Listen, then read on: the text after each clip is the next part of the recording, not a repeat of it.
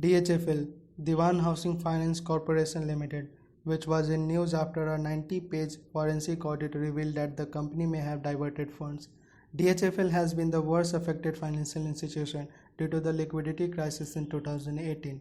But first, let's look at the story so far. The trouble at DHFL started with a bond market trade deal in 2018 when DSPML Mutual Fund sold off the non-convertible debentures of DHFL at an yield of 11%, which was much higher than the rate at which previous deals had happened, and this sparked off speculations in the market that the company could be facing liquidity issues and could be next in line to default after IL&FS.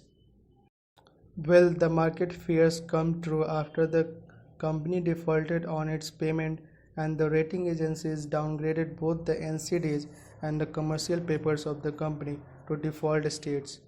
However, the company has been making several efforts to pay his debts, including selling off its assets. For instance, Blackstone has acquired its affordable housing finance arm and Aadhar Housing Finance. Warburg Pincus have picked up a stake in its education financing arm called Avanci Financial Services. It has even exited its mutual fund businesses.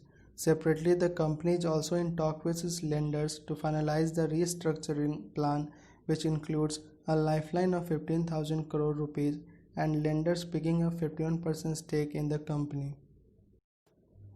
DHFL owes over 83,000 crore to banks, NHB and several mutual funds. Now currently mutual funds and bondholders have taken legal recourse and have filed a legal suit against the company. The Bombay High Court in reaction has passed an interim order restraining the company from paying off its dues to the secured and unsecured creditors until further notice. The company is also currently under the scanner of Enforcement Directorate for giving loans to a real estate company called Sunblink Real Estate Private Limited for facilitating the routing of over 2,000 crore of these rupees to the loans to one of the close associates of Dawood Ibrahim. In February 2018, the Finance Ministry has even asked the lenders of DHFL to initiate a forensic audit to linking to the irregularities after an online portal Cobra Post revealed that there could be siphoning of funds. The findings of the report was quite shattering. For instance, 27,000 crore of loans were given by banks to DHFL for onward lending to home loan customers.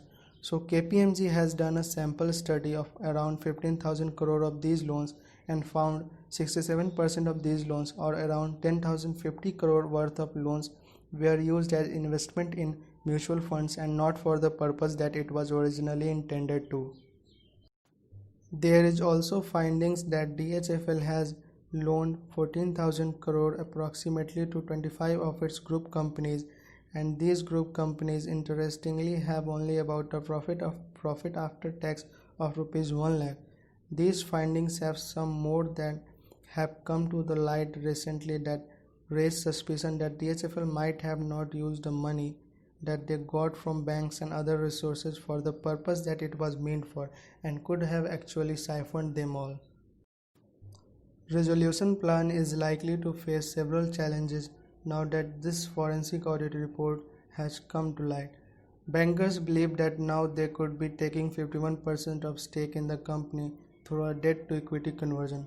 However, they would like the promoter or Vadhavan to be completely out of DHFL, and there are related allegations on money laundering which the ED is also investigating, some links with Dawood Ibrahim. These might make it difficult for lenders to pass the resolution in the meeting of the Committee of Creditors. However, the bankers believe that since resolution of these assets will lead to recovery of close to 30,000 crore of loans, they believe that resolution process is essential and therefore would like to take it forward. DHFL has been securitizing its loans assets, whether retail or wholesale assets. Bank of Baroda recently bought around 3,000 crore of such loans from DHFL. That apart, there are currently 3 private equity firms, Cerebrus Capital, Oaktree Capital and Aeon Capital, that are looking at the wholesale book of DHFL Capital. The wholesale book is valued above 35,000 crore, but what we hear is that the deal would be around 20,000 crore level. What these allegations do is that it makes DHFL job more difficult when it comes convincing these potential investors that my book is worthwhile. These investors or any other potential investors would have to do their own due diligence before they buy or make any binding offer.